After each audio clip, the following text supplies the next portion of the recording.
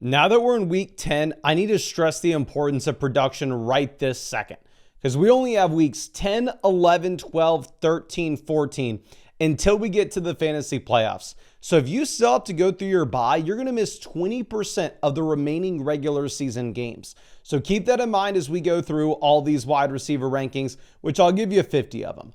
Starting off with the S tier, you rank these guys in whatever order you want. I'm going to put Puka Nacua at 1, who is currently averaging 23.1 points per game. Jackson Smith-Njigba at 2, who's averaging 22.1 points per game. And Jamar Chase at 3, who is averaging 20.9 points per game. Now, since you've had Flacco coming into Cincinnati, Jamar's actually been better than Puka Nacua and JSN. Obviously, the passing volume here has gone up dramatically. In the past 4 games, you've had Jamar Chase averaging about 15 targets per contest. But you still have to go through the bye week for Jamar Chase in week 10. So I think I would rather take the extra game out of Puka and JSN. Monitor the Puka injury, but Sean McVay right now is telling us that he's 100% good to go for this next week. Now, moving over to A tier. It's tough for me to know what to expect with CeeDee Lamb. Lamb hasn't been incredible so far this season. He's currently sitting here averaging about 15 points per game, averaging 81 receiving yards per contest. But keep in mind, Lamb got injured at the beginning of this season. He is now fully healthy. I'm recording this before the Monday night game. I, of course, will be live streaming after the Monday night game to update these rankings if we need to.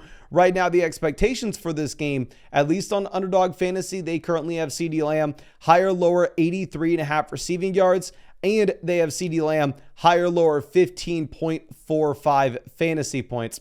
Now, honestly, my favorite underdog pick'em right now for all of Monday night, and it feels like it's kind of free money, is going to be CeeDee Lamb to go lower than 1.5 rushing yards, where CeeDee Lamb has had 1 carry all season. I literally cannot believe that this projection pick'em is up there on Underdog. Now, Amon-Ra St. Brown will be our next wide receiver. St. Brown here is averaging about 20.5 points per game. We saw this past week him get banged up. He went right back in. It was all good. I mean, and he is sitting here so far this season with 74 targets and 8 games played. So he is averaging about 9 targets a game. He's had 7 touchdowns this year, 635 receiving yards. He's the same wide receiver that he has been throughout pretty much his entire NFL career, averaging about 20 points per game, just super stable production. And then Rashee Rice was super disappointing this past week. Oh my gosh. This was the worst game that you have had from Rashee Rice since week 1 of 2024. And yes, that was 18.6 fantasy points. That is how good Rashee Rice is, ladies and gentlemen. Even in a game in which Patrick Mahomes struggles, they're going to make sure that Rashee Rice at least gets a rushing touchdown.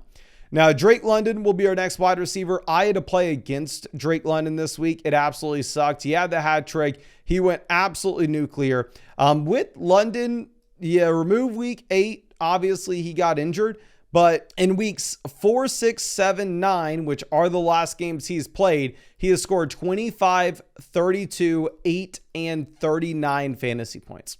So the ceiling is insane. And obviously, this offense is much better with Michael Penix than it would be with Kirk Cousins.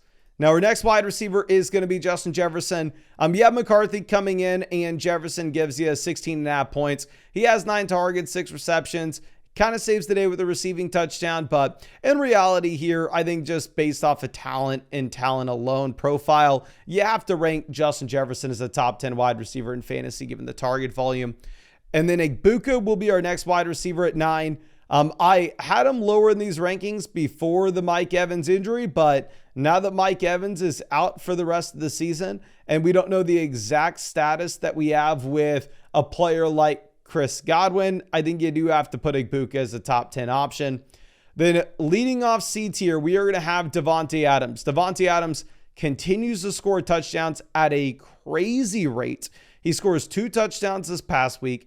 So far this season, he's had 36 receptions, but 8 of them have led to touchdowns. Now, this is by far and away the highest touchdown rate we have seen from Davante Adams in years. In 2024, he had 8 touchdowns, and it took 85 receptions. In 2023, he had 8 touchdowns, and it took 103 receptions. So this probably will come back down to earth ever so slightly, but he's still averaging almost 9 targets a contest. Nico Collins is the wide receiver 1 for my own fantasy team. He comes in this week, he gives you 11 targets, 7 receptions, 75 receiving yards, and a tough matchup against the Denver Broncos when you had Davis Mills under center. Now, obviously, I'm not going to sit here and make an argument that CJ Stroud is the best quarterback in the NFL, but I do think that he is a lot better than Davis Mills. So hopefully Stroud is back this next week from the concussion and going up against a very injured Jacksonville Jaguars defense. Now, George Pickens is averaging 18.5 points per game. George Pickens points per game wise so far this season is ahead of CeeDee Lamb. He is ahead of Igbuka. He is ahead of Justin Jefferson, ahead of Devontae Adams, well ahead of Nico Collins. But he played a lot of those games with no Lamb, right? If we're looking at the expectations that you have for George Pickens tonight, they currently have him on Underdog Fantasy, higher, lower, 63.5 receiving yards, higher, lower, 11.75 fantasy points. I wouldn't mind if you wanted to go with the higher than 11.5 fantasy points on Underdog. Realistically, though, I do like the CeeDee Lamb lower than 1.5 rushing yards more, though. But of course, if you wanted to check out any of those Underdog picks, you can always find the link to Underdog Fantasy in the description as well as the comment section. Code FLOCK will get you $100 added to your account after you play your first 5, and you will get a free Dak Prescott pick, higher, lower, half a total yard for Monday night's game. And on top of that, you'll get free questions that you can ask me in the live streams. And I'm live streaming every single day until Christmas, answering your questions. Now, Garrett Wilson, much higher in my rankings this week than he was a few weeks back, but that's because he got injured in week 6. We assumed he was going to miss some time. He missed weeks 7, 8, then week 9, he goes through his bye. So there's a real shot you're going to get Garrett Wilson back in week 10. And if we go back to where he was early in this season, he was sitting here averaging about 10 targets per game, removing the game he got injured in. Now, going over to Zay Flowers. Zay Flowers, only 13.5 fantasy points per contest. Obviously, much lower than a lot of these other wide receivers we've talked about so far. But that's been in a garbage offense with no Lamar Jackson. Now that you actually have Lamar Jackson back in, I do think we can say the Baltimore Ravens offense is elite. And for that reason, going to be much higher on Zay Flowers. Michael Pittman Jr. just continues to produce over and over and over again. This is the most targets he has had all year long. This is the most receptions he has had. This is his first time this season hitting 100 receiving yards. And now we can say, oh, okay, well, it's possible for the Indianapolis Colts to trail in a game and us to see Daniel Jones drop back 50 plus times. And if that volume ceiling is in the range of outcomes for Pittman, we are going to have to move him up. And then a player that I traded for that honestly we probably need to move even lower than this is Rome Odunze. Like, what the hell happened? Seriously. The Bears score almost 50 points and Rome scores 0. He does not have a single touch. I would have been better off putting Kenneth Gainwell into my starting lineup than Rome this past week. I am going to lean on the fact that the week prior, he had over 100 receiving yards, 10 targets. I mean, so far this season, he is averaging 13.5 fantasy points per game. Super talented player. I think the offense does have some upside. It's going to take me a little bit of time to process this game with Rome. And honestly, probably will have to move lower in our rankings. It sucks to say. But Ladd McConkey will be our next wide receiver. He does lead the Los Angeles Chargers in targets yet again here against Tennessee. But the issue is Gadsden just continues to get worked. Not only does Gadsden continue to see work, but Quentin Johnston apparently is not going away, which thank God for my underdog teams. But realistically, Ladd still does look like the wide receiver 1 here. And they're probably going to run the ball a lot less given the Joe Alt injury. Going over and looking at Chris Olave, Olave has his first game this season with fewer than 6 targets. And Tyler Shuck coming in maybe is going to change some things in this offense where we had already seen sportsbooks put in a lower implied team total for the New Orleans Saints in a dramatic way in comparison to what you had previously had with Spencer Rattler under center. Now, Devonta Smith, honestly, is a wide receiver that I may just have to suck it up, and we may have to move him ahead of Rome, because Smith is averaging 14.3 fantasy points per game so far this season. He has been incredible. It's not like the volume's been garbage. Over the past month, he's sitting here averaging like 8 targets a game. And if we're looking at what we have with Devonta Smith, you can say like, oh, there is the outside chance that if you were to get an A.J. Brown trade, Smith could jump up these rankings in a dramatic way, where if you had no A.J. Brown, Devonta Smith would be a top 10 wide receiver for me and would be inside B tier. So in reality, I probably need to put Smith ahead of Rome. Then our next name is going to be Courtland Sutton. Sutton scores the touchdown this past week, but Troy Franklin yet again actually sees more targets than him. And if we're looking at the receiving yardage total so far this season with Sutton, Sutton's only had one game this year with 100 or more receiving yards. But obviously, this was just a really bad matchup against the Houston Texans. I do think Sutton's going to be much better going into the future. Looking at A.J. Brown, A.J. Brown's been really bad. He's averaging only 12.5 fantasy points per game. The target volume's been decent. Like if we remove week 1, he's had an average of about 8 targets per contest, but he's just been very inefficient with these targets. He's averaging 7.7 yards per target. The year prior, he was at 11.1. The year before that, 9.2, 10.2, 8.3, 10.1, 12.5. So by far and away, the least efficient season that we've seen from A.J. Brown in his career. Now, moving over to T. Higgins, I traded the combination of T. Higgins and Stephon Diggs in a 2-for-1 deal for Nico Collins. Not looking good right now. T. Higgins this past week comes through with a massive game, 121 receiving yards. He's had 4 touchdowns over the previous 3 weeks. But you still want to at least mention that you do have Jamar Chase as a black hole for targets here in this Cincinnati Bengals offense. Over the past 3 weeks with Joe Flacco, you've actually had T. Higgins sitting here with 7 targets a game, where Jamar Chase is up there close to like 15. Then Jalen Waddle will be our next wide receiver. We have some trade rumors circulating around Jalen Waddle. He's been fine. I mean, ever since he had the Tyreek Hill injury, he is averaging about 15 points per game. But the issue is this is just one of the worst offenses in the league. DK Metcalf is my wide receiver 3 on my fantasy team. And we had DK Metcalf as that sell high candidate earlier in the season. I did everything I could to try to sell him. Nobody wanted to buy him. I want to reiterate, this is the lowest we have seen DK Metcalf with his targets per game in his entire NFL career. The lowest we've seen with his receptions per game in his entire NFL career. He had been riding high just off of touchdown efficiency early in the season, which it was easy to say that wasn't going to last. Now, Tedero McMillan's just been very bad. Ted's averaging 7.5 targets per contest. The issue is he's dealing with some of the worst quarterback play that you have in the entire NFL. So I would just come through and stress that in Dynasty, maybe you can be excited long-term if the Carolina Panthers somehow, some way can get a different quarterback in here, but it's not looking likely, especially if they can go through and lean on Rico Dowdle and actually keep winning games. Like they are 5-4 right now, which is just insane considering how bad Bryce Young is, or at least is in my opinion. Then going over and looking at Jordan Addison, you do see some regression with J.J. McCarthy under center. McCarthy under center leads to Addison with only 4 targets and 2 receptions. And now this is back-to-back games where you've only had 4 targets for Addison. So 100% going in the wrong direction.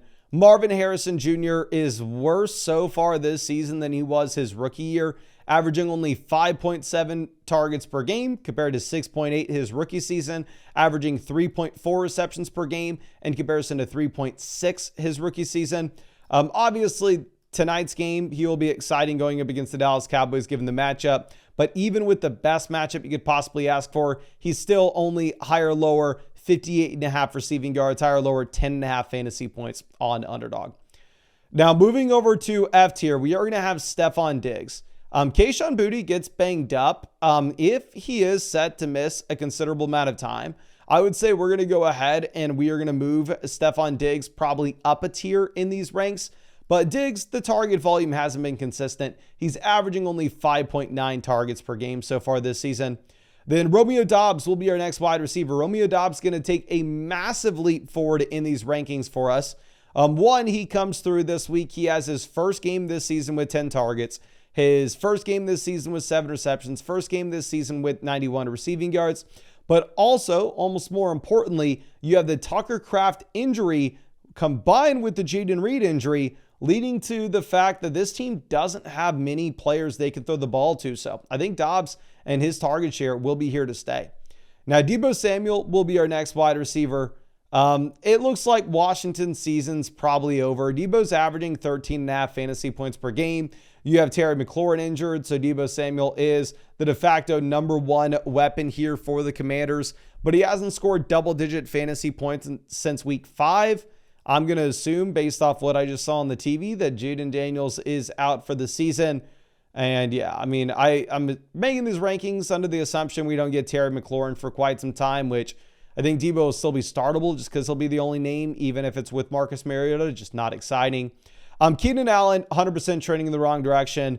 Here, you've actually seen him only have a total of 6 receptions over the past 2 weeks, and he looks like he's just not going to see the same type of target volume that he had early in the season because Gadsden's coming in and making it very difficult to trust any of the wide receivers not named Ladd McConkey. Now, Xavier Worthy will be our next wide receiver, and we'll pair him up with Quentin Johnston because I drafted both of these guys in a lot of underdog best ball drafts, so I would love to come through and I'd love to say like, oh yeah, we can definitely rely on them in the future. Xavier Worthy is almost impossible to rely upon. He's had one game with more than 53 receiving yards this season, and Rice is just the de facto alpha. Quentin Johnston, y'all know I bet my season on him on Underdog. I went pretty much all in drafting him.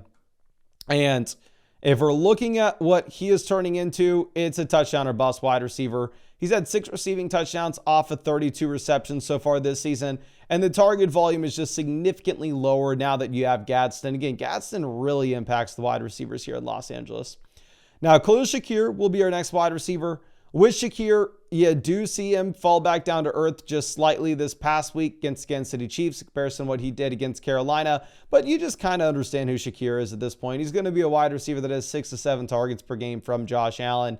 Wan'Dale Robinson is getting 7.5 targets per game right now from Jackson Dart. So in reality, we probably need to go ahead and actually move Wan'Dale up these rankings a bit because I'm going to be starting him every single week over Khalil Shakir in my weekly rankings. Because yeah, Dart looks good, while at the same time, Wan'Dale is pretty much the only weapon they have left. And then Ricky Pearsall is going to be higher in our rankings this week than we've had him in quite some time. And the reason for that is, I would assume there's a chance we get him back here in week 10, week 11. Because he's missed 5 games and they opted to not put him on the IR.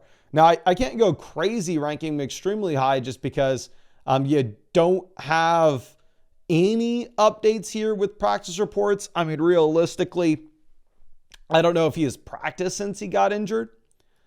Now, our next name is going to be Brian Thomas Jr. So I'm making this video super late Sunday night / Monday morning. And we don't have the official word on the Brian Thomas Jr. injury just yet. From what I'm looking at is it does look like it is a high ankle sprain. And with that in mind, we're in week 10. If it's a high ankle sprain, he's going to miss 4 games. Then what? You're possibly getting him back for the fantasy football playoffs where he's a wide receiver averaging about 10.5 fantasy points per game. So just simply doesn't really look startable. Then our next name is going to be Chris Godwin. No idea if or when you'll get Godwin back. If he's not practicing this week, we're going to move him down these rankings dramatically. DJ Moore will be our next wide receiver. DJ Moore was a much better start this week because you had no Luther Burden, but he still only had 6 targets. Now, of course, he throws a passing touchdown. Of course, he drops 23 fantasy points. So it was a great day, but you're not going to get him against the Cincinnati Bengals every single week going into the future. And at the same time, if we're looking at this, you are going to get Luther Burden back here soon. Troy Franklin will be our next wide receiver. He only scored 8.3 fantasy points this past week, but in reality, I think that you can actually get more excited about Troy Franklin based on this performance because he did have 10 targets. And if we're looking at the target volume over the past 3 weeks, he's averaged about 9 targets a game here from Bo Nix. Now, obviously, Parker Washington is going to be moving up these rankings dramatically. He will be one of the best waiver wire pickups of the week. We'll talk about him in depth in that waiver wire video tomorrow, so just make sure you are subscribed. Then going over and looking at Jacoby Myers. I think at this point, you just have to hope that a team goes out there and trades for him like the New England Patriots, but he probably doesn't look startable outside of that trade, because in reality, like, how bad is this offense combined with the fact that Brock Bowers is getting everything? Now, our H tier will be led off with Brandon Ayuk. Sounds like there's a real shot we get Brandon Ayuk back at practice soon. If you are in a league in which you do not have a dedicated IR slot you can put Ayuk on, then all of a sudden I would move him down much lower than this. Now, our next name will be Jameson Williams. With JMO, he gave you the big spike week this past week. Is that something you can trust going into the future? No. He's averaging 9.3 fantasy points per game so far this year. Juwan Jennings trending in the right direction for sure, but I do think that you'll get Pearsall back soon. I think you'll probably get Brandon Ayuk back soon, and Jennings still banged up himself. Shaheed getting consistent target volume, has a higher floor than a lot of wide receivers that we've talked about already, but the ceiling is just non-existent. Matthew Golden, you would assume with the Tucker Kraft injury that all of a sudden maybe he gets worked in a little bit more, but he, so far this season, is averaging a total of 3.5 targets a game, so can't start him. Josh Downs has a fine fantasy day because you have 50 pass attempts for Daniel Jones. It's not going to happen every week. And Shamir DK is a Tennessee Titan, so we're not interested. But I think that's all I got for you. I really appreciate you. Of course, I will update these rankings every single day on flockfantasy.com. I'll be live streaming, updating them, so just make sure you're subscribed. And if you want to go out there and take the lock of the century, CeeDee Lamb lower than 1.5 rushing yards. He's had one rushing attempt all season. I cannot believe they are currently offering this on Underdog Fantasy. Links in the description, links in the comment section. Code FLOCK will get you $100 added to your account after you play your first 5. Plus, you'll get a free Dak Prescott pick, higher, lower, half a total yard for that Monday night game. And you'll get free questions that you can ask me in the live streams that I'm live streaming every single day until Christmas. But I appreciate you, and I really hope we get to see you out in the live stream later tonight.